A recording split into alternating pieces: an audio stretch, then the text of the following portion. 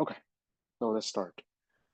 Um, so last time we finished discussing the combinatorics section, right? So in this lecture, we will use combinatorics to calculate probability. And let's remind ourselves, right, of kind of that connection, which we mentioned in lecture 1, right? And then lecture 2 develops the combinatorics tools necessary, right, for doing so. And so the idea, right, is that if you have a sample space, right, where the outcomes are equally likely, then, right, the probability of an event is just the relative size of the event, right, with the sample space, the size of the sample space. So, for example, right, if you toss a fair dice, 2 fair dice, right, then the size of sample space, right, is 6 squared, right? And this exactly is the multiplication principle.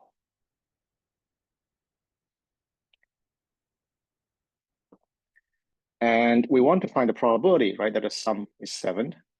Well, here, right, we list out all, right, outcomes that has a sum equal to 7. And here, right, I noted last time when we talked about the,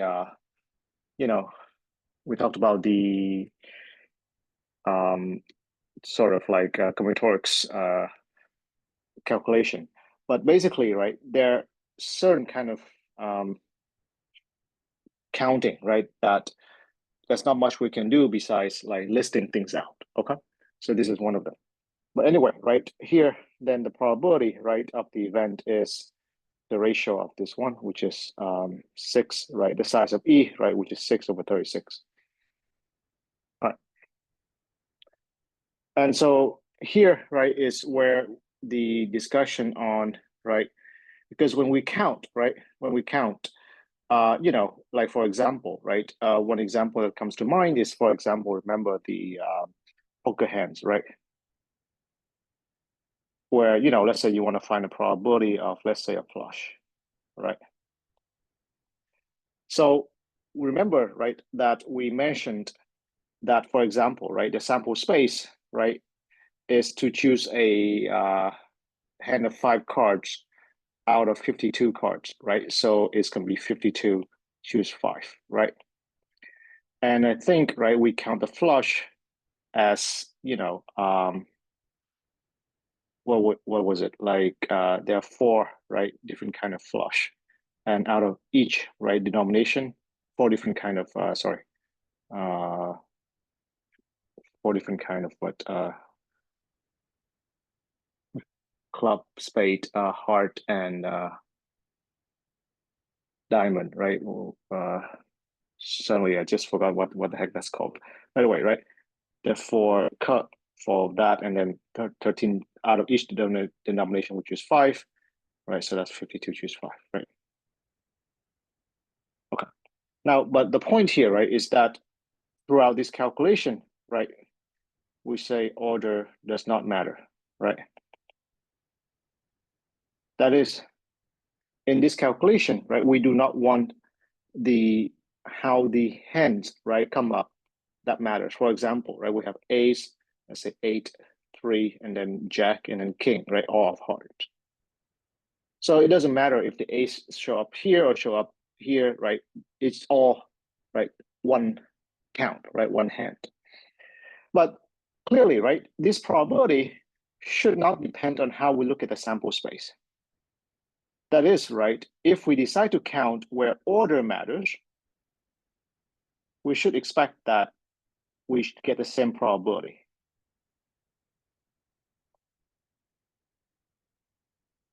All right, is that true? And this slide, right, discusses that. And the answer is yes. Okay. So basically, whether or not, right? So we'll talk about the principle of this. But basically, what the message here is that you should not worry about the order matters versus order not matters in terms of calculating the probability, as long as you do it consistently, right? As long as you do it consistently. then your probability calculation will come out correctly. Okay, so let's take a look. So here, right, if you look at the example of, right, tossing the two fair dice, here, right, in this problem, order must matter.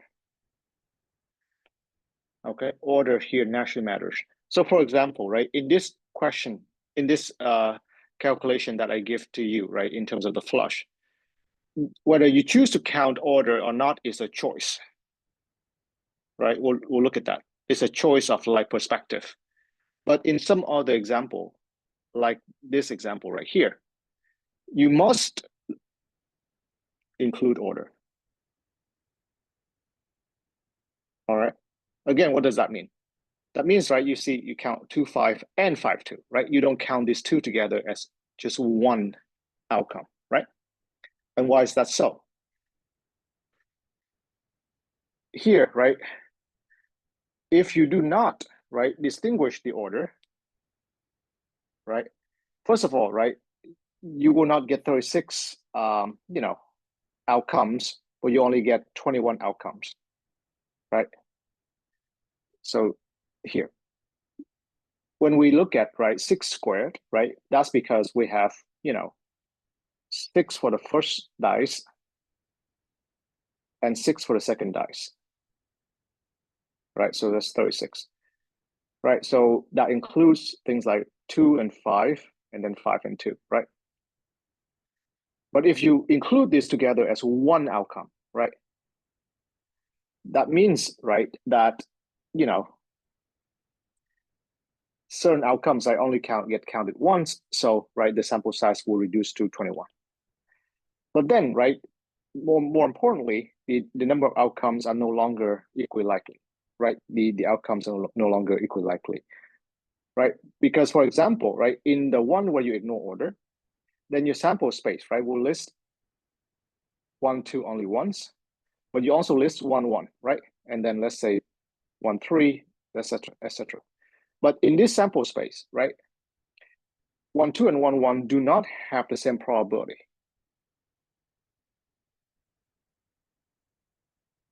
Right, which would affect how you calculate probability like this.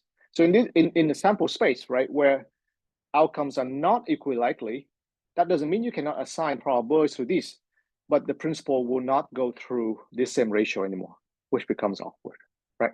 So long story short, for this particular one, right, I mean, again, I guess I'm explaining something very, very natural, but here, order is naturally built in. You don't even think of like whether there's a choice of order or not in this example, okay? But in some other examples, right, you can choose to consider a sample space where order matters or not, okay? But yeah, so the probability calculation will be the same, whether you look at this or that. So the key, right, is to be consistent with counting the sizes of the event and the size of the sample space, right? That is, if order matters in counting the sample space, then it also must matter in counting the size of the event. Okay, so the example I choose, right, is when you draw 3 balls from an urn of 10 balls, okay, that are distinct, right? Their labels are distinct. And you want to find the probability, right, that all of the balls are even, okay? Now, if you look at that order matters, okay, in the sample space, then, right, the number of ways you can pick the balls is 10 choose 3, right? Out of 10 balls, you choose 3 balls. But because order matters, you have to multiply by 3 factorial. Okay. But if that's the case, right, then the size of the event will follow the multiplication principle. Right? First ball has 5 choices, second has 4, third has 3. So together it's like this. Okay. On the other hand, right, if the order does not matter in your way of looking at the sample space and the event, then, right, the sample space, right, has size 10 choose 3, because out of 10 balls, right, out of 10 balls, you choose 3 balls without order. But then when you count the size of the event, you also must do 5 choose 3. Because again, right, you don't count the order among the events, among the balls. And so, right, you see, it comes out that if you look at this ratio and that ratio, they're the same. So it doesn't matter, right, what perspective you take, the probability calculation will be the same. Okay. So any question about this point before we continue?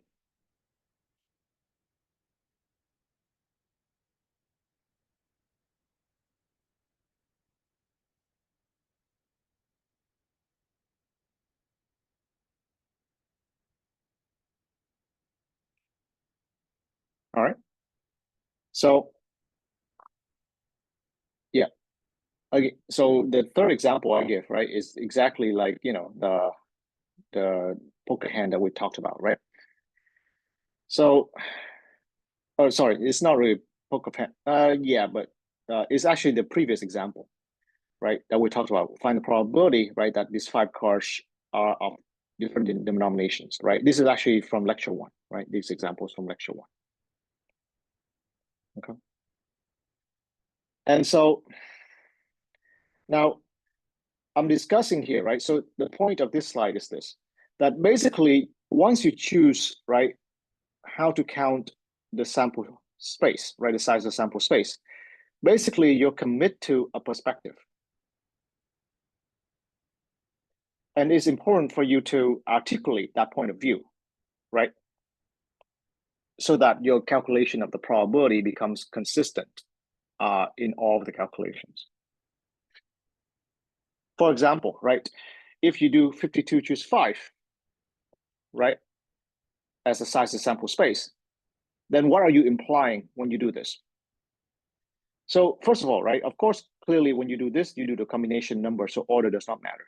That's clear.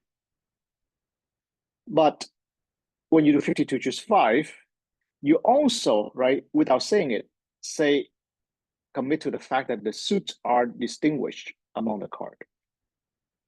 Okay, do we see why? On point A, that if you look at the sample size of sample space of 52 choose 5, then you automatically, right, commit to counting the suits as being distinguished.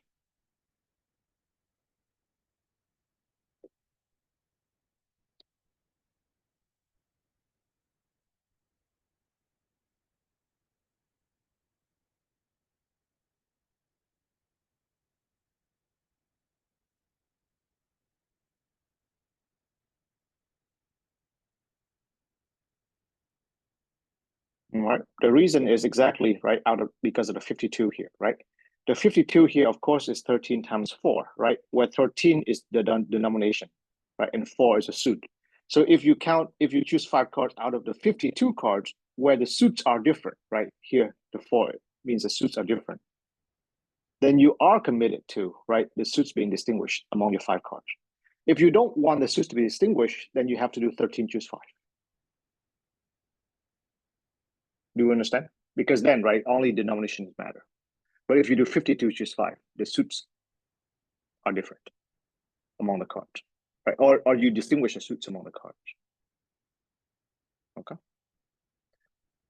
And this is important, right? Because then, right, when you look at the probability that the cards are of different denominations, when you count the E event, right? When you count the E event,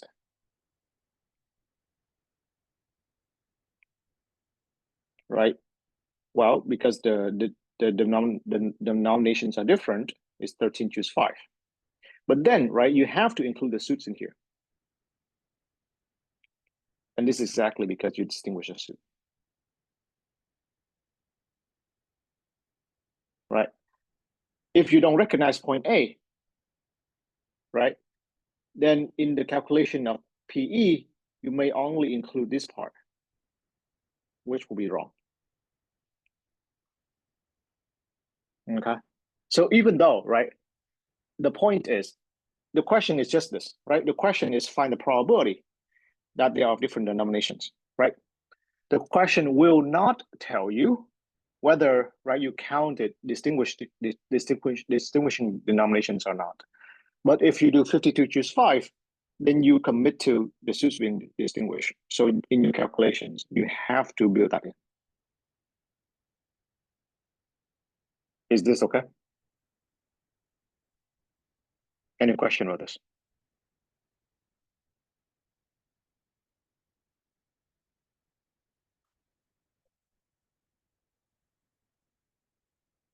All right. So on the other hand, right, if you go with this choice, then you also commit to the fact that the suits are distinguished, again, because it's 52 here, right, which is 13 times 4. But you also commit to the fact that the order among the cards are different. So matters, right?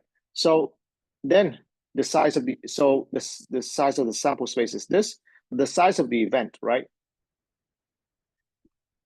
Because the order among the cards mattered, so you have to do 13 choices, 13 choices, right, of the denominations for the first card, 12 choices of denominations for the second card, 11 choices, so on and so forth, up to 9, and then times 4 to the 5th, right? So here again, right, the point is that here you have first card, second card, third card, and so on, right?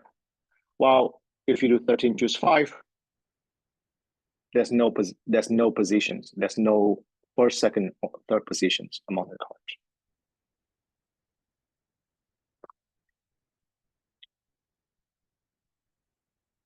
Okay, any question?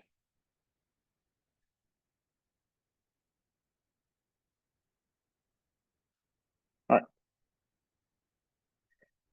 So the next one, right, talks about how when you count, right, be careful, right, of counting that ends up mixing, right, the order in some items, but not order among some other items, right? Because if you count like this, then this is just always wrong, definitely wrong, right?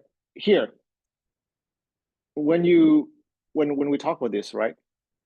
Like if you count it like this, there's a chance that it will be correct if you use this kind of sample space, right? If you count it like this, then there's a chance it will be correct if you use this sample space. But if you mix order and non-order, then there's no sample space that will give you the right probability when you calculate the probability of the event. So that's actually the subtle error, right? That will lead to a probability calculation that cannot be fixed because it's neither here nor there, right? It's not with order, and also it's not without order. So in that kind of counting, you cannot use that to calculate a probability correctly. And right, the example we gave, right, was I think something along the line of let's say one pair, right? So if you look at one pair, then if you do 13 choose 1, sorry, here, right? You 13 choose 1, right, for the pair, and 4 choose 2, right? This, look at the possibilities of the pair, right? And then naturally enough, you do 12 times 11 times 10, right, for the 3 lone cards, right? And times 4 cube. But as I explained last time, right, this way of counting distinguish the order among the 3 lone cards. But in this counting, you do not distinguish the order of the pair, right? So therefore, you mix order here and non-order there. And so it does not, right, fit into this framework, nor does it fit into this framework where, right, order matters or order does not matter. And by the way, right, these two calculations will give you the same answer.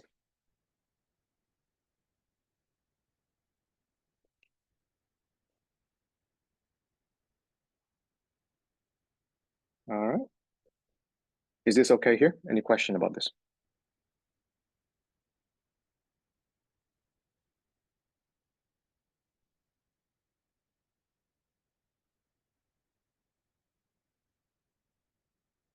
All right. So, right, is exactly what I'm saying. That if you use this counting, there's no sample space for you to look at the probability, right? So in all of these, right, examples I've done so far, basically, you can see that when you look at a sample space, right, to calculate a probability, right, to find a probability, the point is that it's not a simple matter where you go in and you apply some calculation and you say, this is the probability, right? That's not true. You have to start out with trying to find what kind of sample space you want to look at. And if you don't ask this question, then all the calculations you do after that may be wrong, incorrect, right? Or does not make sense. On the other hand, right? And to get, kind of come together with this point is there's more than one choice for a sample space. This is why to find a probability, you cannot just go in and start calculating because you have to decide very carefully and very clearly what sample space you work in. All right. And as you see, right, there are some practical examples that we'll be doing in this lecture, right, in this problem set, where using a different perspective, right, you get the same answer, but using with an easier calculation. So sometimes it's worthwhile for us to find the right sample space or the right perspective, okay, to calculate the probability under. So an example, right, of different perspective is like the here. We'll look at this problem soon, but so this is called a hat problem, right? And this is actually a very important problem, to look at from many point of view. But the problem is like this: if you have n people, right, throw their hats together, and then pick one out randomly. Okay, so basically, right, n people throw their hats together, right, and they pick the hats out randomly. And of course, the event we care about or what we want to keep track of is who gets their right hat, right? Who gets their right hat? Okay, each one has their own hat, right? They throw everything into a pile and then pick them out randomly. So who gets the right hat and how many people get their right hat? That kind of question. So now so for now, right, let's just say we focus on a single person, right? The ith person, okay? So we want to look at the ith person and see if that person gets the right hat, right? We want to calculate the probability that the ith person gets the right hat. Okay, so how many ways can we do this? So there are actually two ways, okay, to do this question. The first way, right, is to look at it from the point of view of the ith person, okay? So from the point of view of the ith person, then the sample space, right, is clearly just from 1 to n. And this is exactly the hat he can choose, right? He can choose hat number 1, he can choose hat number 2, up to hat number n, right? So from this point of view, right, all the hats he can choose are equally likely. Therefore, right, probably he choose the ith hat, right, which is his right hat, is 1 over n. Okay, so probably the simplest point of view possible. But this is not the only one. Okay, this is not the only point of view. You can also choose the point of view of the possible permutations of the hats. Okay, in other words, right, if you look at all the hats together, right, all the hats together, right, so so basically, right, you think of this as position number 1, number 2, right, and then the hats would land on something like this, right, that kind of thing, right? So basically what it means here is the first person, right, pick the third hat, second person pick the fourth hat, so on and so forth, right? And so if you look at like this, then basically, right, there are n factorial possible ways, right, to permute the hats among the people, right? So your sample space of the number of possible ways to assign hats, okay, to people is n factorial, right? This comes from the permutation principle. Now, what event do you want to focus on? The event you want to focus on, right, is the ith person getting his right hat. What does it mean in terms of counting? What it means, right, say in terms of this picture, right, is that let's say I equal to 2, right, just to make it easy. So when does the second person get his right hat? Well, the second person gets his right hat, right, if the second position, right, has 2 in it. Okay? You must have a 2 here, right? But that's all you want, right? That's all you want. You must have a 2 in the second position. For the rest of the positions, right, you can assign all the hats randomly, meaning that you would permute, right, the remaining n minus 1 hats, right, in the remaining n minus 1 positions. In other words, right, the size of the event here is n minus 1 factorial. Okay? And so the probability, right, will be n minus 1 factorial over n factorial, which is 1 over n. Right? Of course, we should agree with this. Okay? So this is, of course, done with counting, right? This is the combinatorics way of doing it. This is let's say a slick way, a different perspective, right? And clearly, right, in this particular example, right, this is the easier point of view. And so it's also kind of like the point, right? If you choose the right sample space, right, the calculation can be much easier. But of course, right, if you do it the hard way and you do it correctly, well, you still get the right answer. So sometimes it's hard to say, right, which one is better, right? It depends on the whole problem. As we'll revisit this, right, this problem in the problem set today.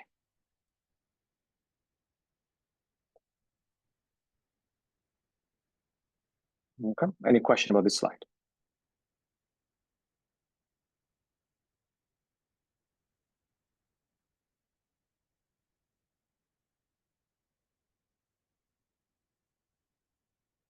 Okay.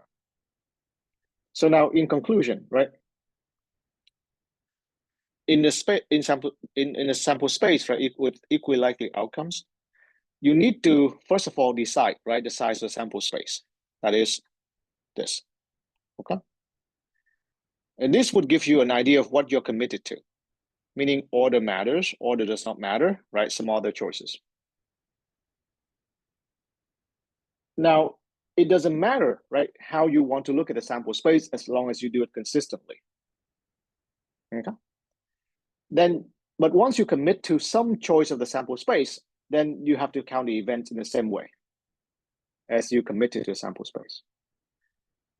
Sometimes, right, order is naturally built in, so it's not a choice. But sometimes you have choice, right? So it depends. Sometimes you have choice.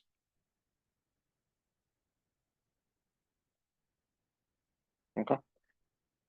But if you have a choice, then order not matters usually is a simpler way to calculate probability than when order matters.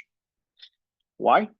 Because you don't have to keep track of how all the orders change around, right? And this is why, like in a lot of probability calculations, unless you have a particular reason to do so, right, you kind of go with the sample space where order not matters. But again, right, this is a guideline, not like a fact. So this can be violated, right? Meaning that sometimes you probably want to do order because it helps you in some other manner.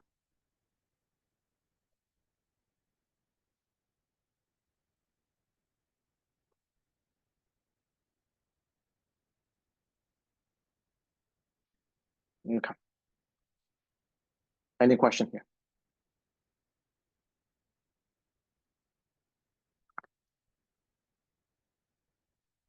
All right. So let's take a look at the problems. So we'll leave that number one, late for later because it's like a more challenging problem. Let's start with number 2 first. Okay. So again, I'll give it some time, right, and I'll ask for someone to propose the answer.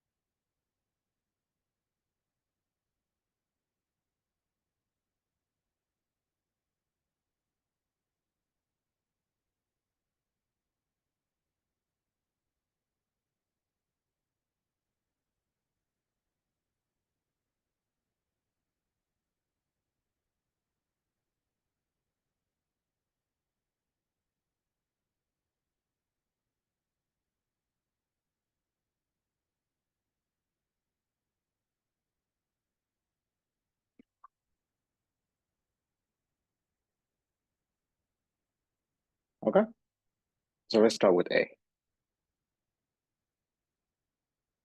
Does anyone have a proposed answer for it?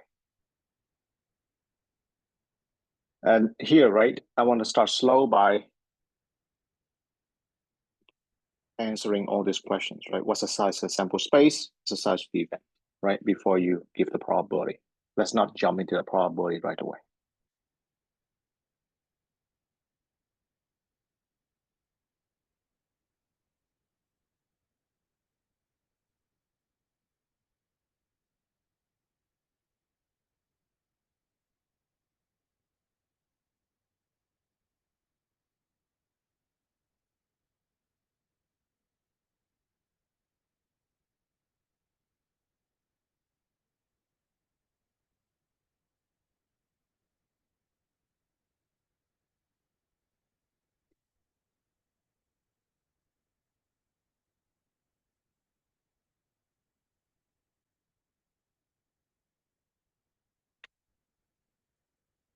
Okay. Any proposed answer?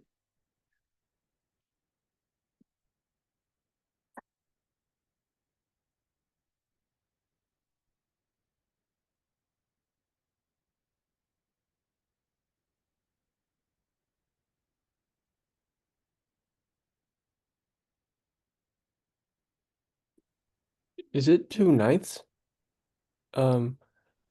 So the sample space would be 27. So okay, 3Q, right? I mean, Yeah, let's go with that. And the event is event is 3 factorial, I think. okay. So let's see, right? So PE is this is your proposal. And by the way, right? Simplification is not needed, and definitely, right? Leave the answer like this. I don't need a number, right? This is as good as it is if the answer is correct. Okay. All right. So let's go into analyzing, right, the details. So the sample space, right? Why you think is 3Q? Because it's 3-person, right? And each has this, right? So 3 choices for each, right? So 3 times 3 times 3 is 3Q. So I think this is correct. All right. And now a person is chosen randomly from each, right, uh, team. What's the probability that you have a complete team, right? Well, what does a complete team mean? So a complete team means must have a guard, a forward, and a center, right? So you must have one of this coming from a team, right? So a team will have one of them. So together, right? I mean, you have this. But right, the 3 factorial, right, comes from the fact that you could have this coming from team 1, 2, 3, right? Or you can have right swapping around. So that's 3 factorial. And so this is the answer. And I think that's correct.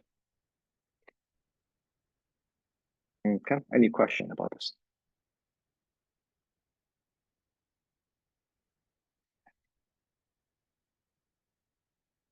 Okay. Well, I'll be.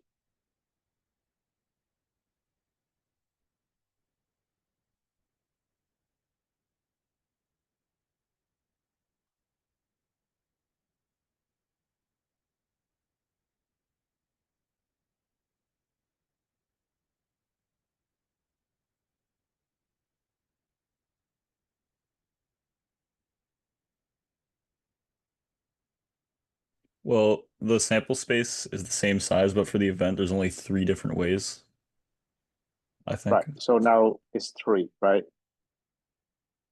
So PE, well, you can call it F if you want, right, to distinguish it.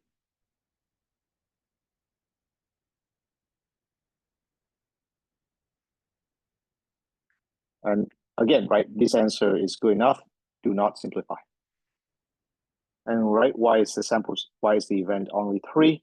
Because, right, you would have, because they're all the same roles, so either GGG, FFF, or CCC, right? These are the only possibilities. Very good. Okay. Any question about either part A or part B here?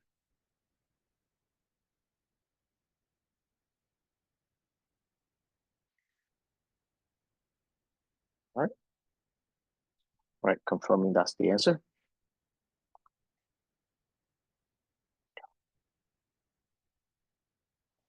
So let's move on to 3.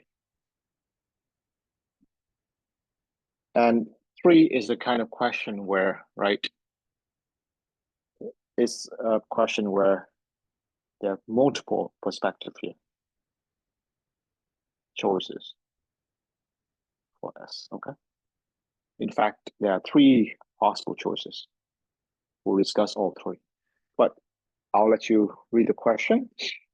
Pick a way that feels comfortable to you. And, right, again, to answer probability, right, at this stage, we'll spell out very clearly S and E. And then, we'll proceed with the probability, right? Probably just writing this ratio out. So, okay, I'll give it some time, right? This is this number 3 is slightly more complex, so we'll wait for a little bit.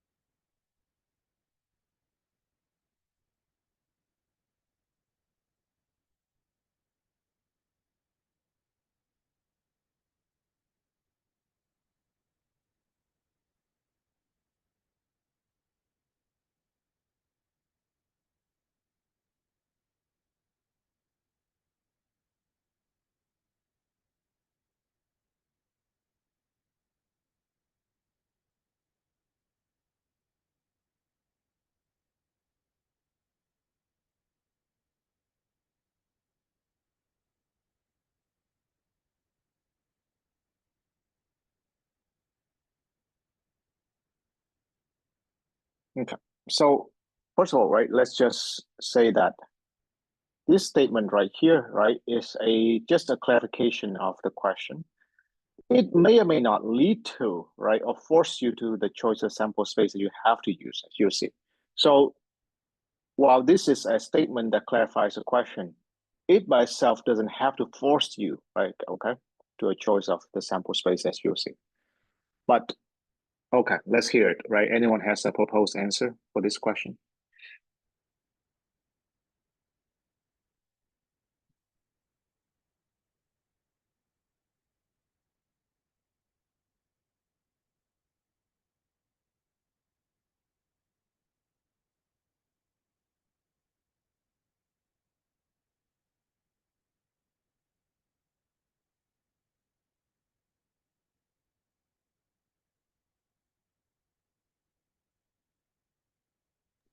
Can you say that for any I between 1 and B plus G, the event is like symmetrical or like identical? That's a loaded word, right? Symmetrical with respect to what, or identical with respect to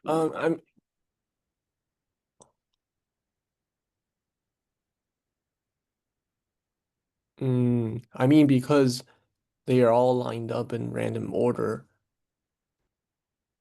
the No, probability. yeah. Oh, No, go ahead. So what are you trying to say?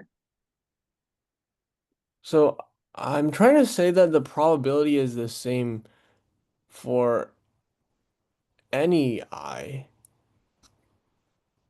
Probably of what? Being Of a being girl, yeah. okay. So what's your proposed answer here? So it G over B plus G. That's a good answer. Okay.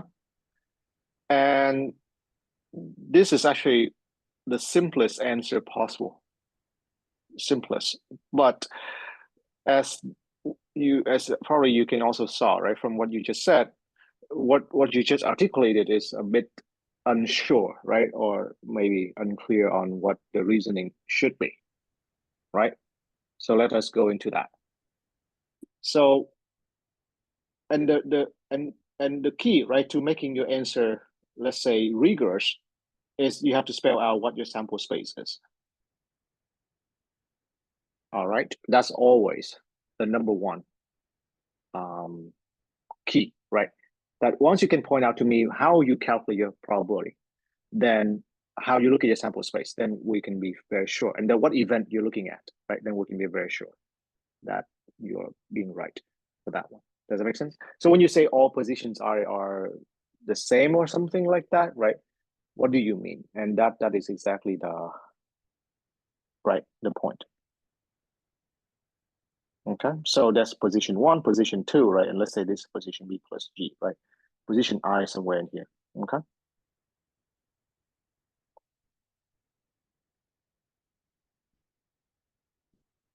So the point of view here, right? The point of view that this one takes is this answer, right? Actually is the same, this point of view is the same as the point of view we spell out in the hat problem. Right here. Is exactly this point of view, right? So from the point of view of the ith person, right? I'm referring to the hat problem here. Then the ith person only has n choices for the hat that person can take. And these are equally likely, so that's 1 over n, okay? As versus the counting argument here, right? But let us take a look here. So the key, right, is the sample space here for this simplest point of view is from the ith position point of view.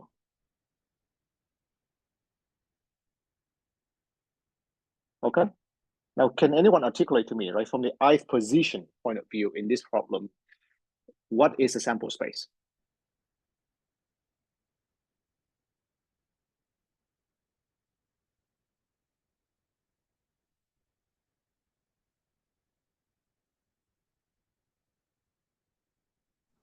B plus G factorial. No, wrong. That's from the point of view of all the line, right? Okay, so minus 1. Position. Nope. From the ith position, right? From only that position point of view. We're not looking at the whole line. That's exactly why this point of view, actually, even though it's simple, is subtle.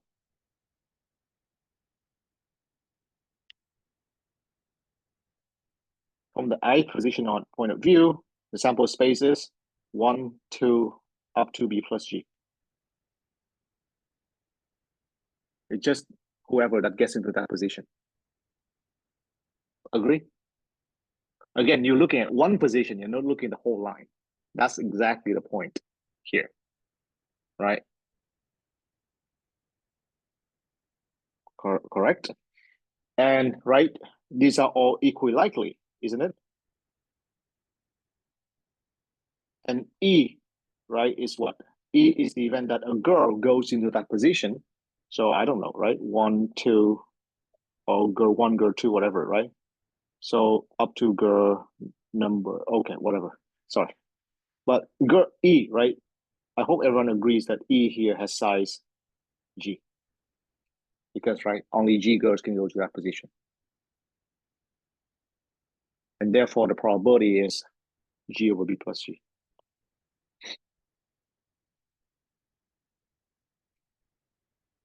Are you okay? So the point of view is from the ith position point of view. And the sample space, right, is who goes into that position.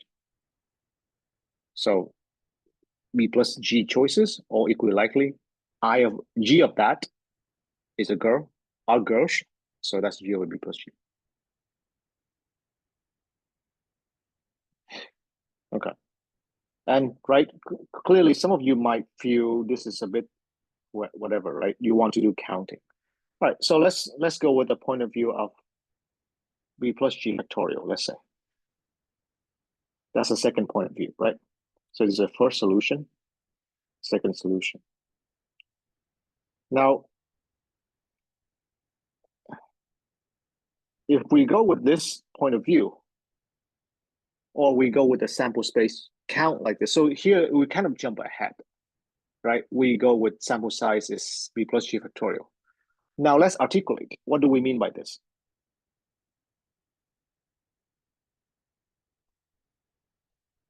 because, right, we need to count E, right? And you need to count E so that when you divide, you will get this. So up to you, right? If you don't want to articulate this or you find this hard, okay, tell me what the size of E is. If you say the sample space is B plus G factorial.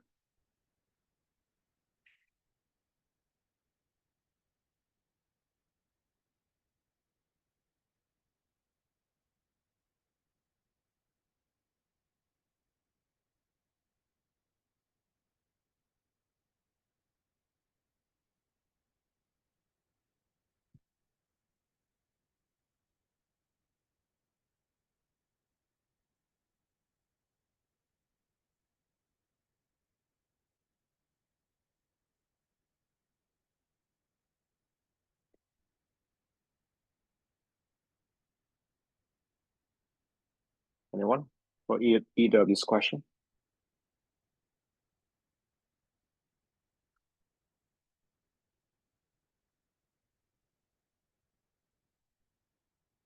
Well, first of all, right, what does B plus G factorial mean? What does it represent?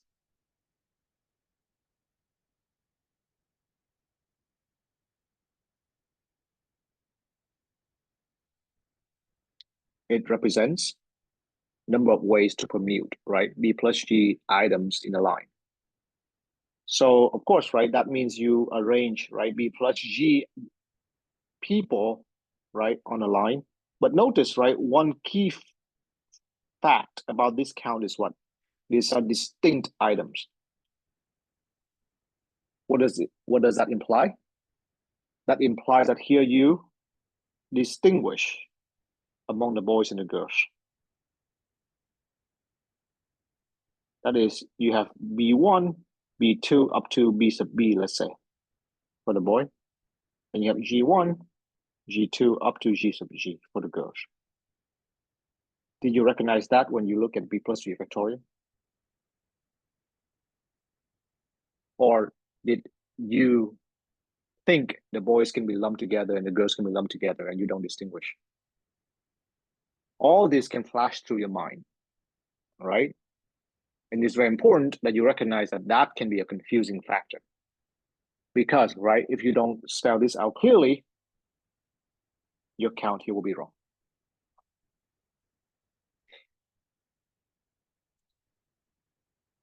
And now if I spell it out for you like that, right?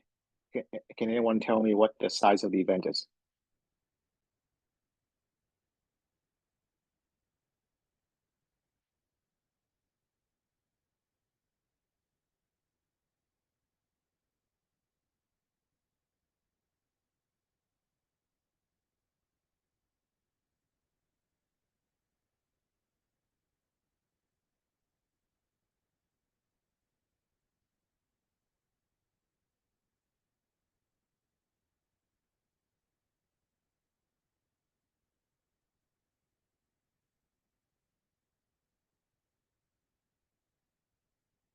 Okay.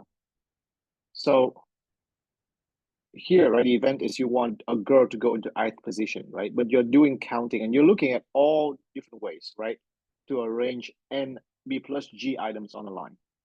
So first of all, you have to put a girl right into the ith position, correct? How many choices can you do that? Well, you have G girls, little g. So first of all, right, there are G possibilities for you to put into the girl position, to the ith position. All right. And then what? Then you're done, right? In the sense that after that, you don't really care what happens for the remaining positions, right? They can commute among themselves. In other words, this is G times B plus G minus 1 factorial.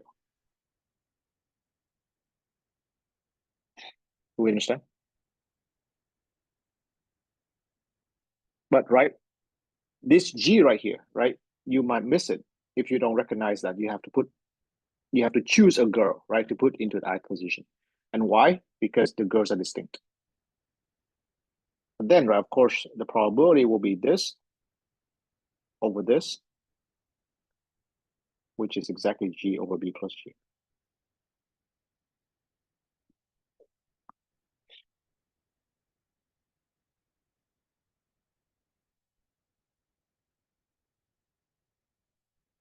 Any question?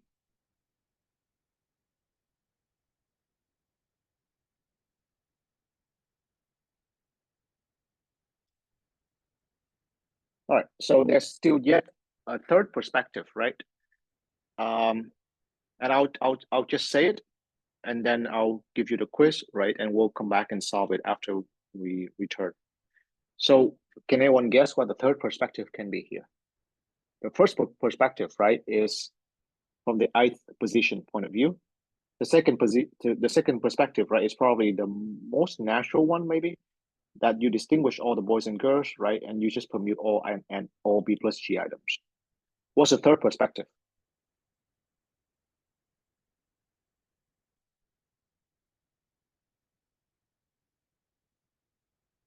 Well, let's ask a trivial question here. Does order matter in this case? Can we choose? Can we have a point of view? Can we choose to have order not matter?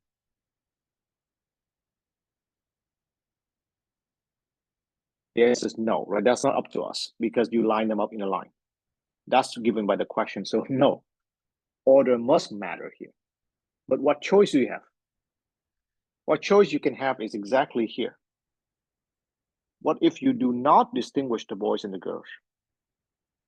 I mean, you do not distinguish the boys together, right? So boys is boy and girls is girl, right? Of course, girls and boys are different, but among the boys, they're all the same, right? Because clearly that's a natural point of view, right? You line them up, right?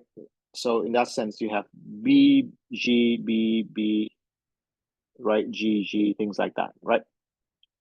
And again, maybe a lot of you have this picture in your mind when you look at this question, right? So that's a third perspective. If you look at that, what's the size of sample space? And what's the event size, right? And of course, it must be so that after you calculate, it will give you this answer, all right? So we'll go back to this after the quiz. So the quiz for today will be question number 2. All right, both A and B.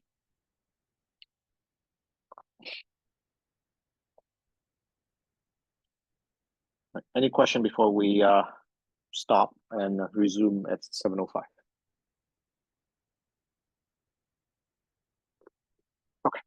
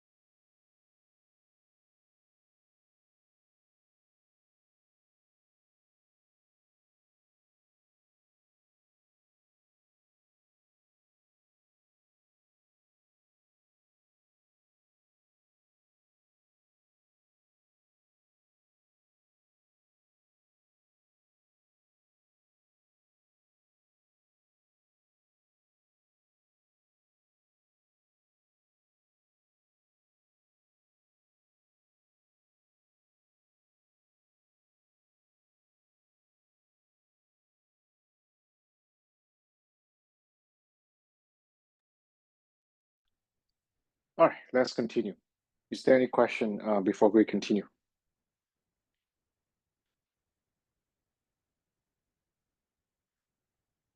All right, so, right, let's go back to this question.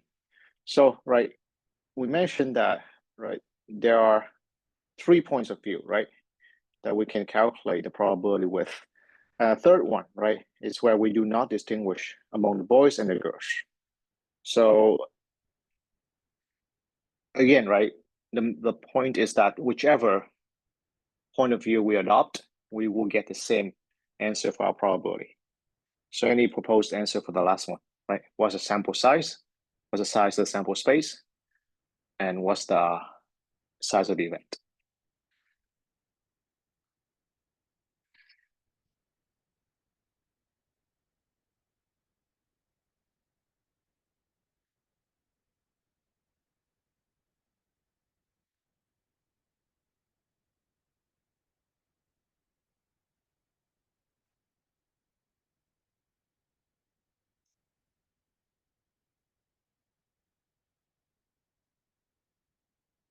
All right.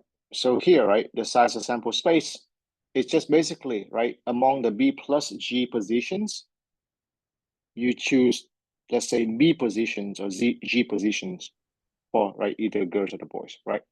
That's it. So this is exactly, right, the number of ways you can align items that are indistinct, right, non-distinct. Okay, this is like the multinomial coefficient we discussed last time, right? So here, right, notice B plus G choose G does it not mean that order does not matter in our lineup. But what it means is that, right, we do not distinguish among the girls, okay, and the boys, right? So for that matter, right, what's E then? Well, to count E, right, well, you have to put a girl, right, into the ith position.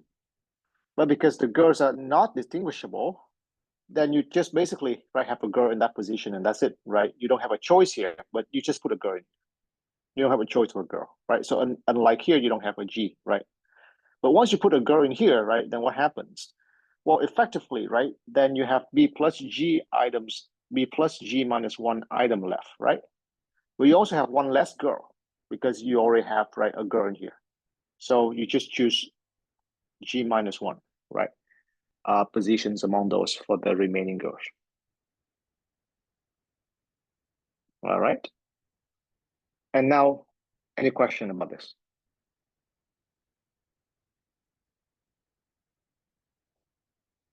And now let's see, right, that this fraction is the same as this. Well, so you got B plus G minus 1, right? Choose G minus 1, so let us write that down. That's B plus G minus 1 factorial, right? Over G minus 1 factorial, right? And then this minus this is B factorial, right? And then the denominator is B plus G to G, which is, right, B plus G factorial, right, over G factorial, and then, right, B factorial, okay? Okay, so what do we have? Right, you see that the B factorial cancel, right? And the G factorial, when it comes up here, cancel with G minus 1 factorial to give us G on top. And then, right, this cancel with this, leaving us with the B plus G. So exactly. So again, right, of course, in the third way, let's say an acceptable answer is this.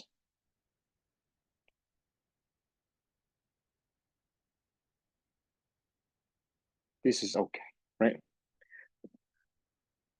The emphasis in this class is never to simplify, okay?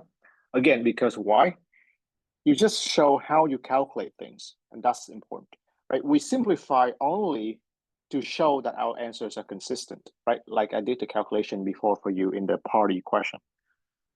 But no, right? If you calculate, and if you calculate correctly, it doesn't matter, right? How you, it doesn't matter if you simplify or not. And in fact, you should keep the way you do it. So it's clear how you approach the question. But anyway, right? Here we demonstrate that they demonstrated that there are 3 ways, right, to solving this question. Again, right, I suspect that after advertising, right, all of you will settle for the first point of view, and you would even ask why I waste time to discuss the second and third. But first of all, right, it's educational for you to see all different possibilities. And second, right, I suspect that some of you might go with this choice or this picture as a natural picture, right? In fact, this is a less common picture that people don't really think about when they first look at this question, right? Even though it yields the easiest answer, it's not the most natural point of view or like the first point of view that you will think about when you look at this question. All right. Any question about this problem?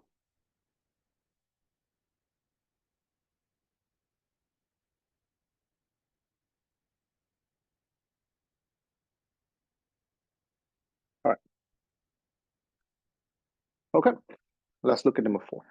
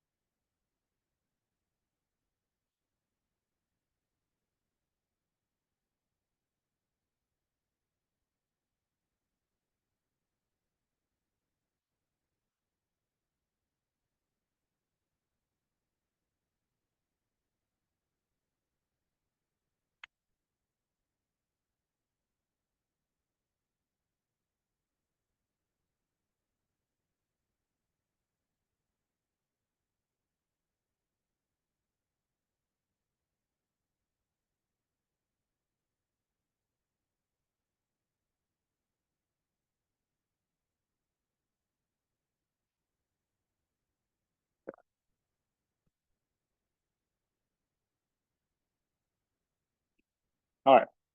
So let's look at A. And again, right, let's look at S and let's look at E. And then the ratio, right, is whatever, right? Anyone for A?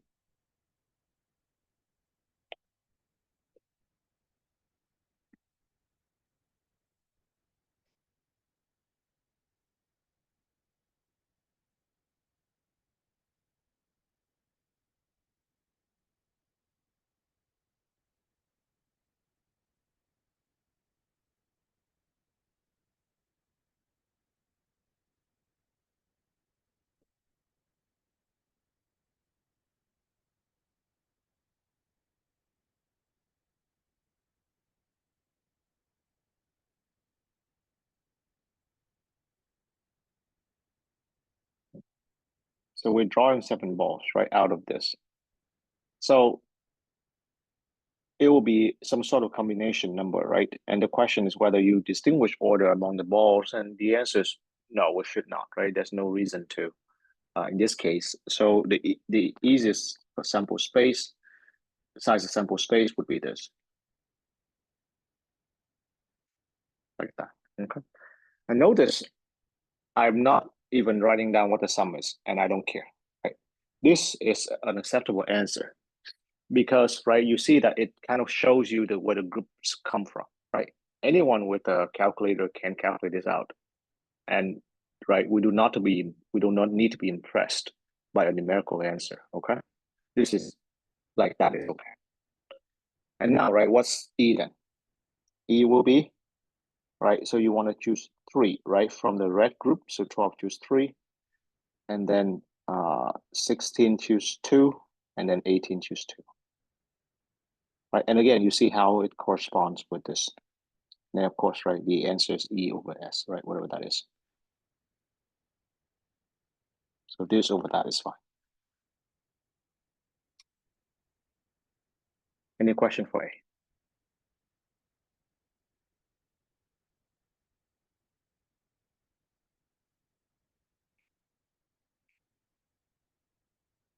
Okay. What about B?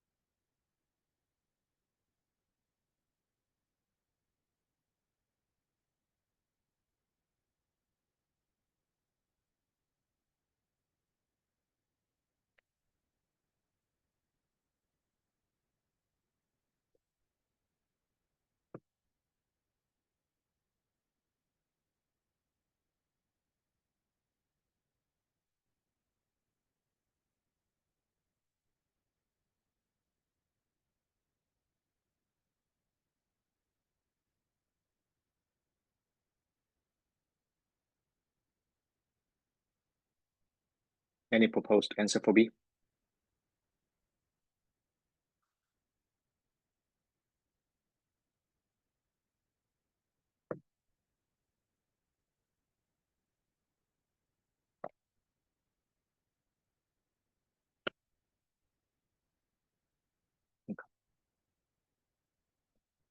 So you want at least 2 reds, right? Well, at least 2 reds means 2, 3, 4, up to 12. And right, that's an OR, right? And that means addition. Well, you could do that, but that's a little bit painful, right? So it's advisable here to do the complement, meaning that we do 1 minus, right? The subtraction of 0 or 1 red. Okay. And so the sample size, right, are the same size of sample space, right? So it's still this.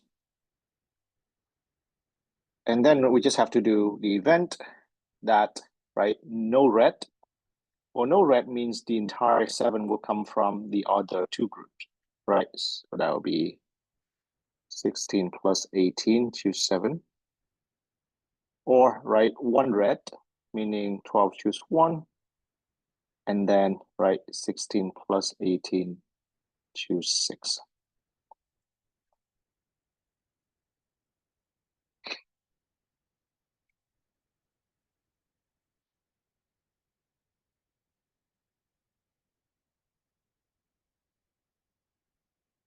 Okay. Any question about part B?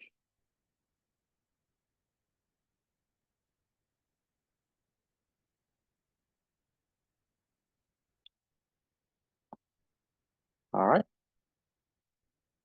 Let's look at C.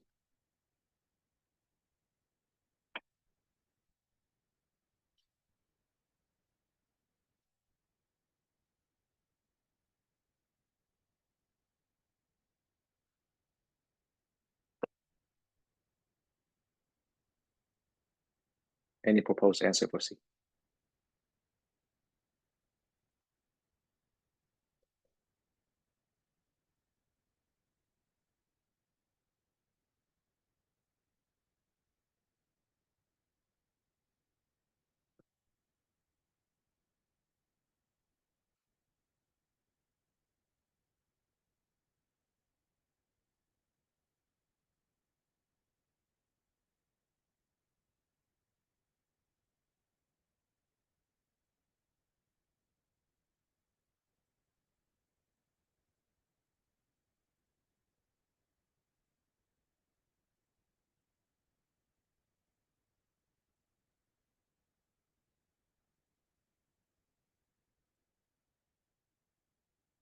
We want all of them, right, of the same color. So either they all come from the red group, or from the blue group, or all from the green group, right? And of course, this I divided by the sample size of sample space.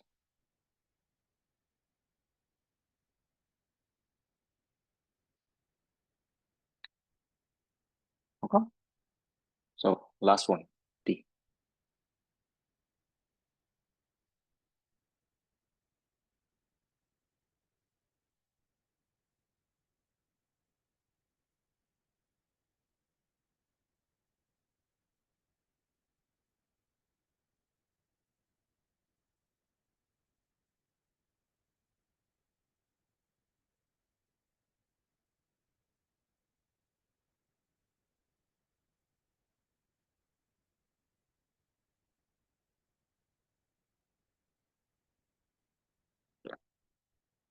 Any proposed answer?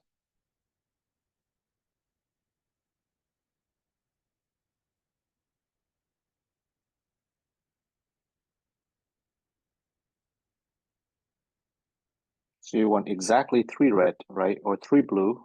So let's see, right, 3 red, 12, choose 3, right, and then you draw the remaining from the remaining, or, right, 3 blue, and then the remain, right, like that.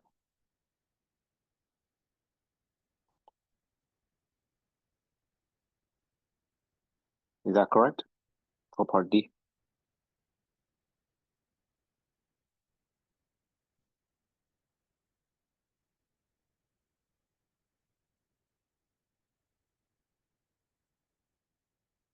Is this answer correct?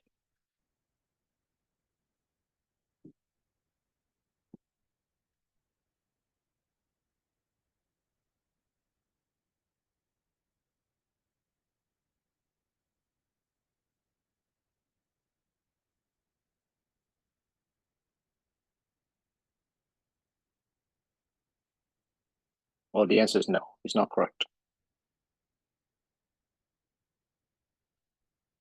Why? Why is this incorrect?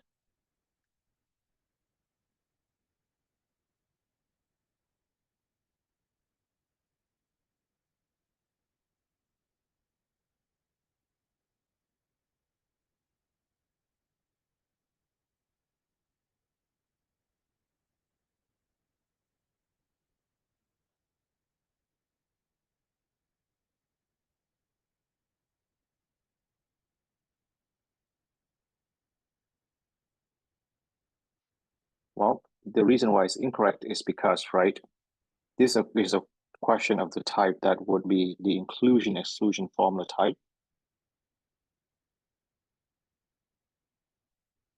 And here, right,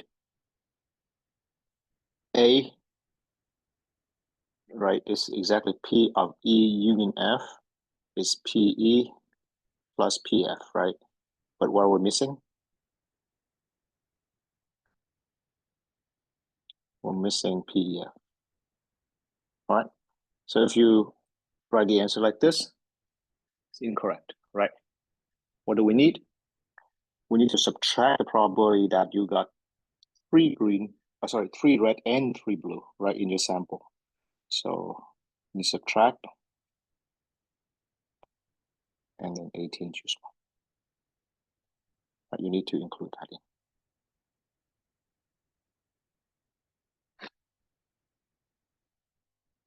All right.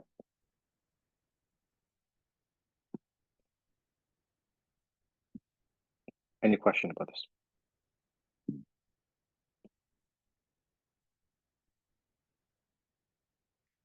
Okay.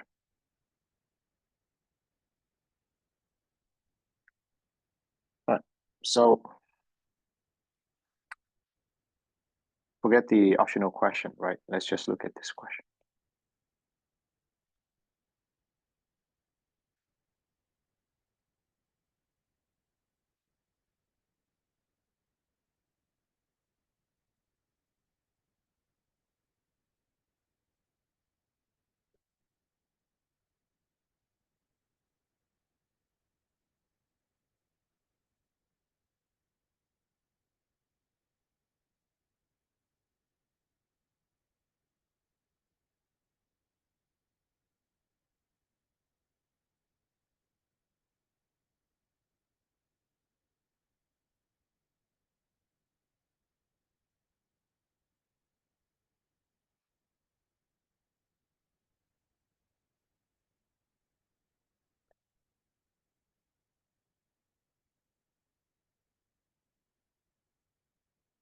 All right. So again, the question is about the size of sample space and the size of the event, right?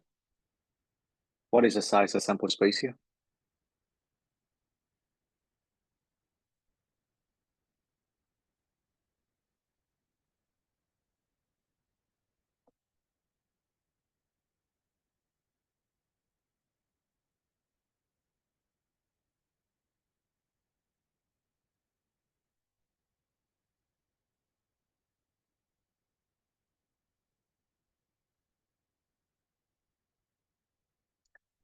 So here, right, if you throw two dice n times,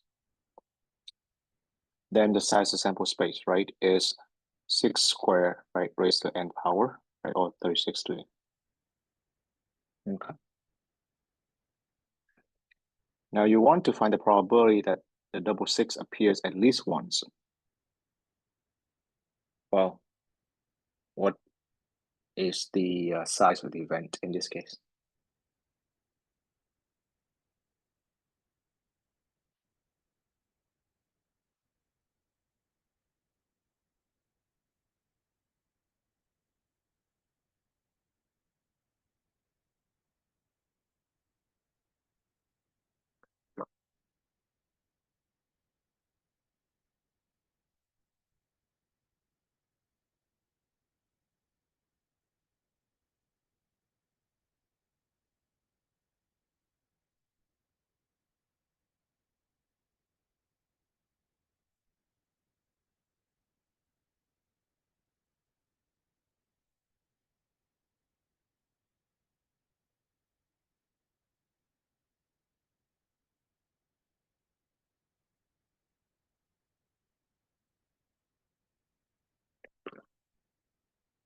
Anyone?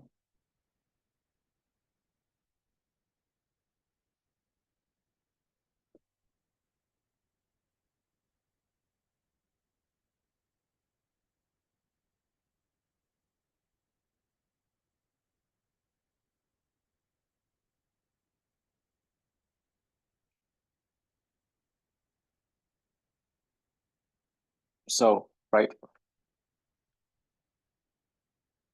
if you think about it, right, if you throw a pair of dice, so, you know, it's a pair of numbers, right?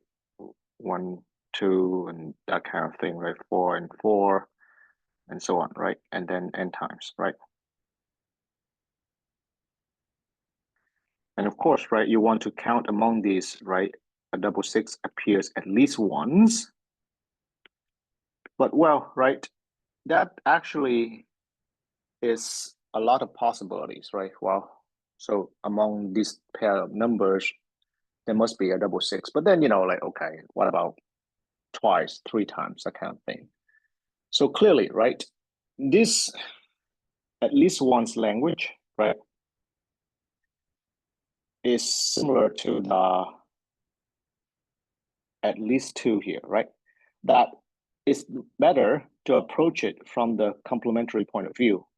That is, right, you want to find the probability that 1 minus probability that a double six does not appear. All right.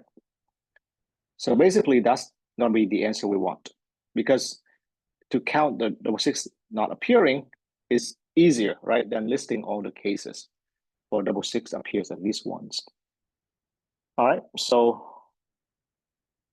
how many ways, right, among these for double six to not appear?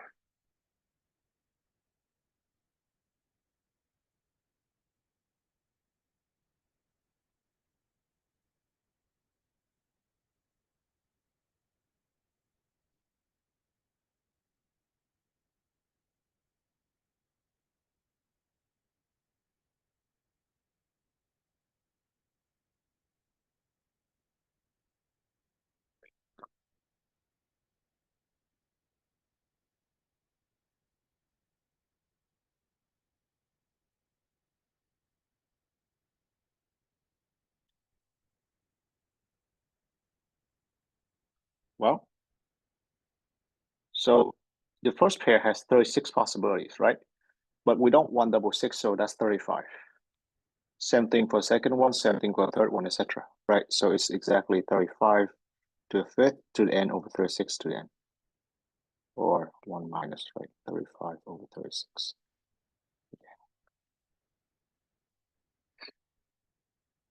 Okay. Any question?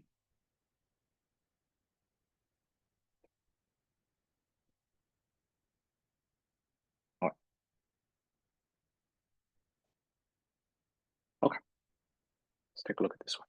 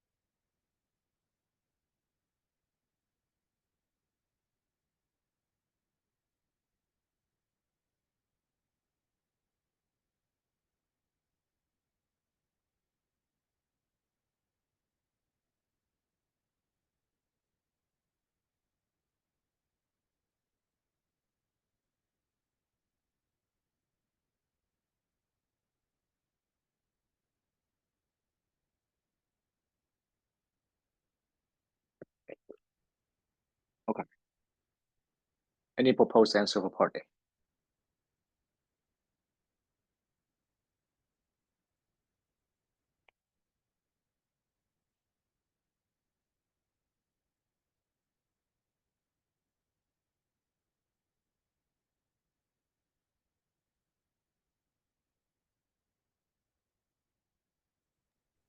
Is it n minus 1 factorial times 2 over n factorial?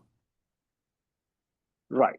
So you're kind of right, jump through this is n factorial, 2 times n minus 1 factorial. Right, that's correct. Right. Because if A and B are together, then A and B, right, are together as a group, right, leaving n minus 2, right, items left, which would be, right, n minus 1 factorial here, 2 choice, right? So we've done this counting before, right? So A is like that. Any question about A?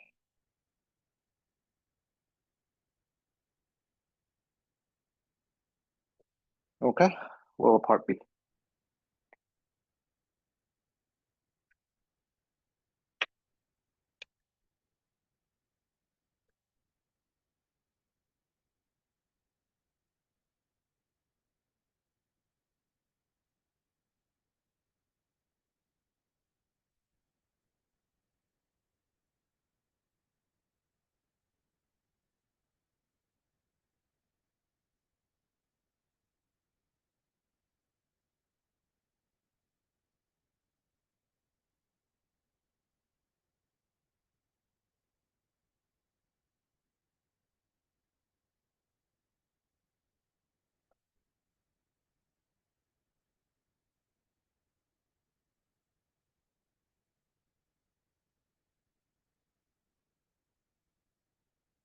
Any proposed answer for B?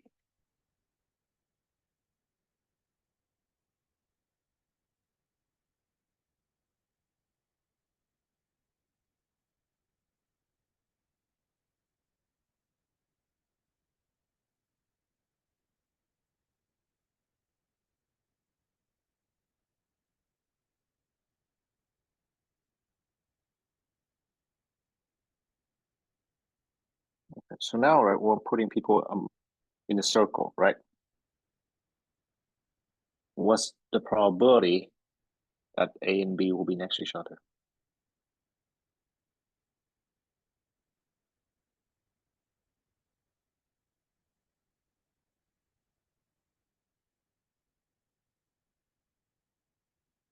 So you see, right, that with a circle, one way to deal with it is to put a fixed reference point, right? Let's say A, right? Let's say A is here, okay? Because A can be anywhere, right? That doesn't influence anything. So A can sit in one place, right? Okay, but once we have where A is, right? Then with respect to A, right, there are n minus 1 factorial, right, choices to permute, right, the remaining, right, people. And then, right, of course, with respect to A, right, there are 2 choices for B, right? B can only be here or here, right? To be next to A, correct? And once, right, you have a position for B, then there's n minus 2 factorial choices for the remaining one.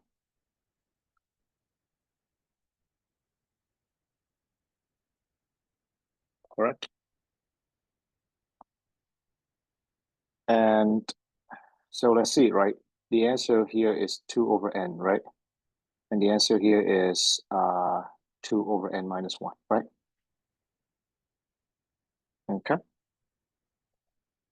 So now, any question about the answers to A or B?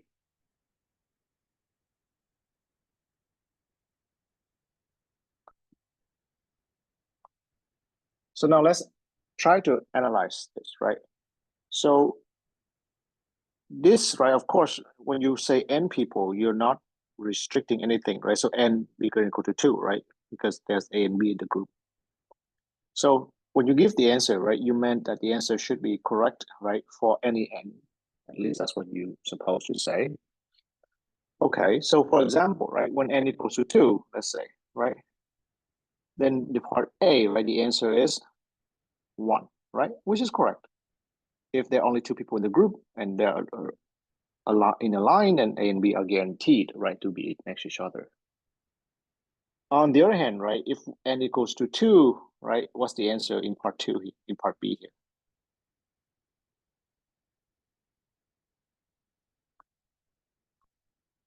The answer is 2, right? Which is not a probability, right? So what's going on here? Is this answer correct, even?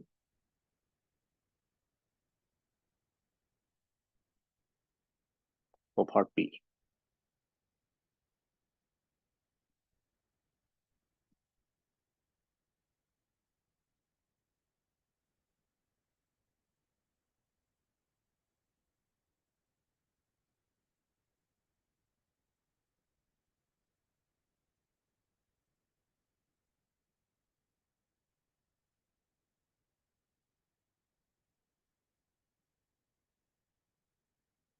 Any idea?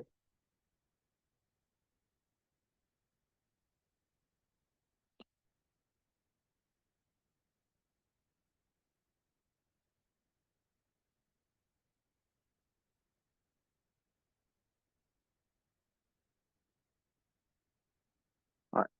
So, right, for that, right, so basically the point of this is that, right, when you give an answer in the abstract like this, you better make sure, right, that your answer makes sense for all range of possible, right, values for the parameter that can be. So let's explore what happens when n equals to 3, right, to see if it works. So n equals to 3, right, the answer will give, right, supposed to give the answer as 1, right, probability is 1. Well, let's see if that's true, right? When there are 3 people, is it true that A and B are guaranteed to be next to each other? Well, the answer is yes, right? When there are 3 people, no matter how you arrange, right, the terms, the items, A and B are guaranteed to be next to each other. So, right, the answer seems to be okay, right? So it only breaks down when n equals to 2, meaning that, right, this answer is not supposed to be used for n equals to 2. But let's analyze why that is the case. Well, right, this answer comes from this analysis, right, which, right, of course, comes from the analysis of the circle, right, which again, right, says what? We fix the position of A, and then from that position, right, there are 2 choices for B, and then the remaining people, right? But at the edge case, when n equals to 2, right, when n equals to 2, here's A, right? And clearly, actually, when n equals to 2, there's not 2 choices for B, right? Because when n equals to 2, there's only 1 choice for B, right? So this 2 right here doesn't work when there are only 2 people. So the answer that we give here, right, must be modified like this, right? This is only true if n is going to 3, n equals to 1, if n equals to 2. So in part B, we need to kind of draw that distinction. But for part A, our answers are okay for all values of n bigger than or equal to 2. Right? Any question about this part, this problem?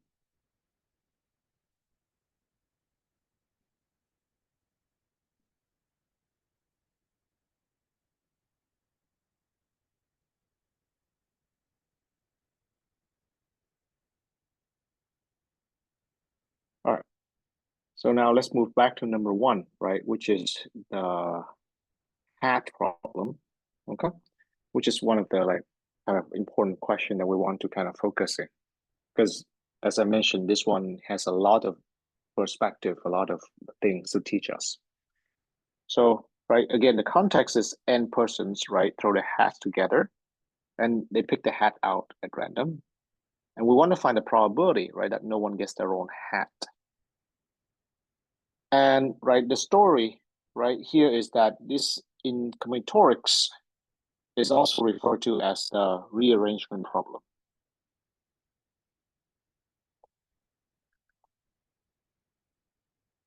Right, and it goes like this, and I think I showed you right in the previous in the lecture. So basically, right, imagine, let's say you have, I don't know, right, let's say 4 positions, right, and you have 4 numbers, 1, 2, 3, and 4, right, and you just randomly, right, put these numbers into these spots, right? And of course, you just what we're saying is you're just permuting, right? Okay. And then, so the hat question here, right, would correspond to, right, in this kind of formulation, that no number, right, is in the right position, right? So for example, right, exactly, this is exactly a case when, right, no person gets the right hat. But, right, for example, a setup like this, right,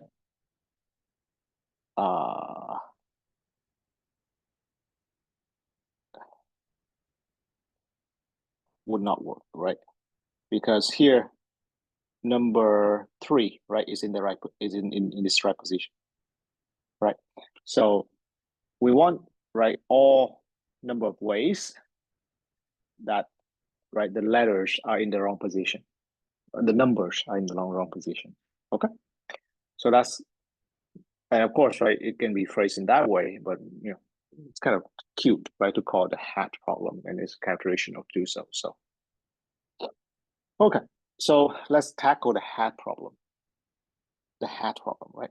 And the reason why we care, right, is that this is exactly a classical example or a classical demonstration of the inclusion-exclusion formula, okay, at the general level.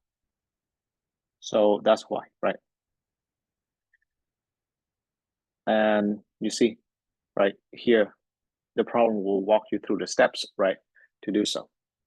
So I'll let you read that a little bit, right, and we'll look at part A.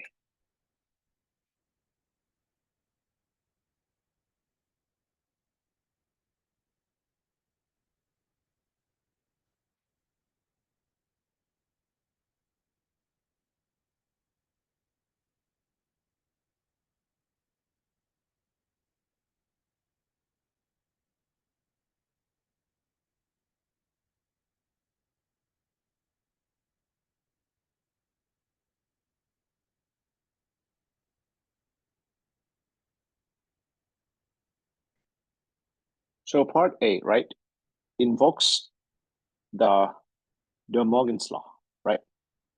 And so the reason, right, is that if you let EI be the event, right, that the ith person gets their own hat, then the event that we want is E1 complement intersect E2 complement, right? So on, intersect En complement, okay?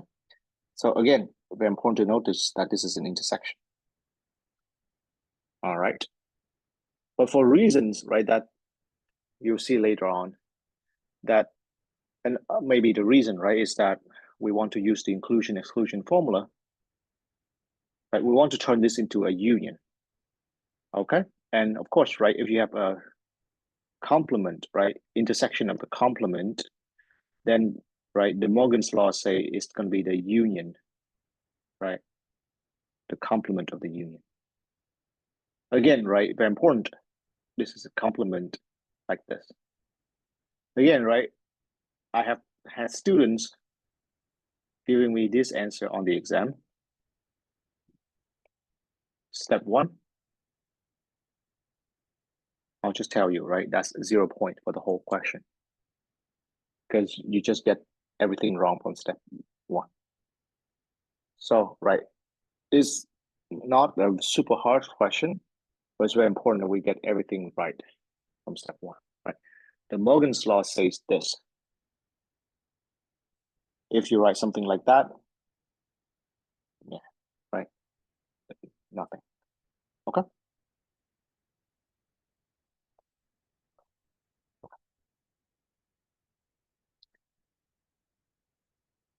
And now, so for part B, right, what do we want? We want the probability of this, right? Because this is a probability of no one gets their right hat. So it's probability of this.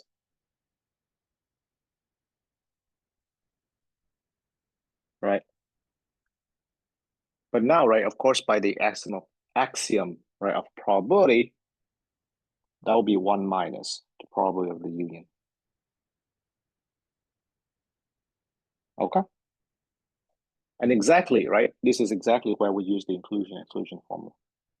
So once again, right, even though yes, this question at the heart of it is inclusion-exclusion formula. It has to go through a formulation before you can get to the inclusion-exclusion formula. All right, I'm just telling you from my experience from this class in the spring semester. Some students don't even get to this stage correctly, right? They fumble somewhere in here, write down something they think that makes sense. Again, right, that will be 0 point because you don't even get the formulation correctly. All right. And now this is where we apply the inclusion-exclusion formula 2. So that will be 1, right, minus the sum of the first layer minus all the pair without order, all the triples without order, right, and so on until minus 1 to the n plus 1, and then all in the intersections. And this is exactly, right, the general inclusion-exclusion formula that we must use.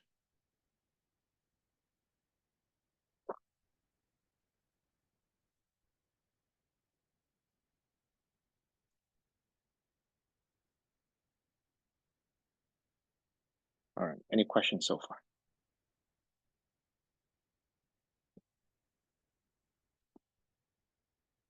All right. So now, right, clearly, if we know how to fill in, right, each of these terms, then we can answer this question, right? Because that's exactly the probability we want. So that's what part C is about, right? Okay, so part C just asks us to fill in each of these terms. And of course, right, let's do the sum to take care of, but we'll look at that. So, right, first of all, PEI is what? Well, we talked about this, right, earlier today in the lecture, right? Exactly here, right? Exactly. So there are two ways to do it, right? Both of this will give us 1 over n. Now note, right? So we can write out 1 over n here, but I would prefer to write it like this, because this will be the point of view that will be consistent for us to calculate all the remaining ones, right? That point of view from the ith person will not be useful when you calculate the other terms. Okay, that's a demonstration, right? Let's see. What do you think PEIJ is?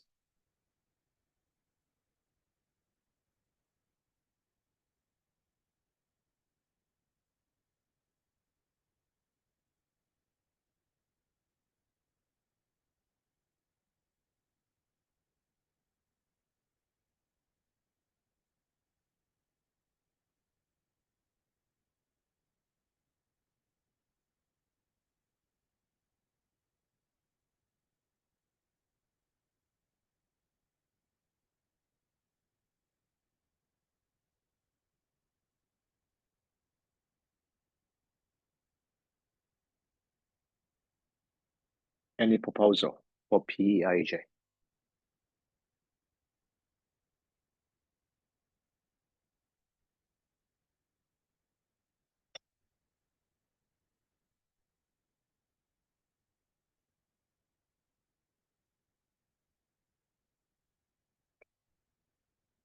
Okay.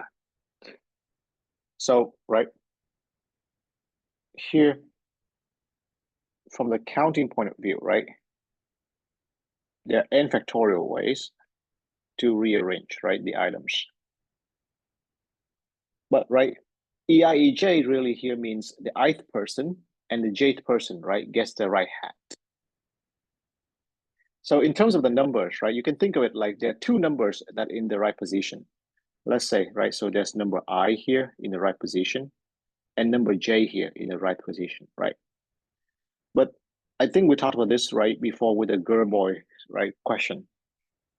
Once you fix the I and the J position, right, items, the remaining can commute among themselves. Therefore, right, this is going to be n minus 2 factorial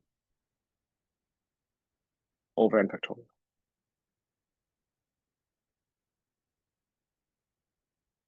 Mhm. Any question about this?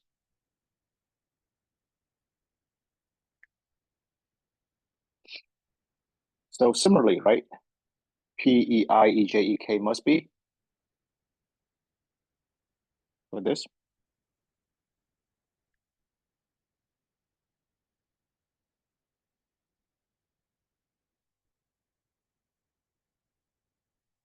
N minus 3 factorial, right? Over N factorial. Right? So PE1, E2 up to En will be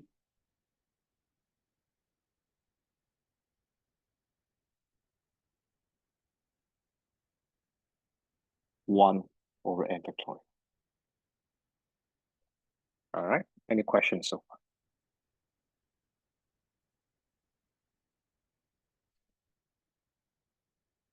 All right. So, right, the point now is that we can plug, right, this expression, right, into the sum. And then, right, we should get the answer. But we're not there yet, right? Two things. First of all, right, we need to, first of all, observe that here, right, the answer here do not depend on I or J, right? They're all the same for all IJ, right? Here, the answer is the same for all IJK. What that implies, right, is when you plug into the sum, it's just going to be the product, right, of how many terms are in here times that expression. Or here, right, it'll be the product of how many terms are in here times the expression. So there's some simplifications going on, and there's some things we should do further, right, to reduce this. So in fact, this expression will simplify to another expression. So we're approaching the end of the class, so I don't want to rush through the calculation, right? This is a important and not easy question, right? And so I want to spend time doing it right. So let's stop here today, right? And we're gonna pick up with this question one next time and redo part C carefully, right? And finish the problem next time. All right. So let's continue with this on Wednesday.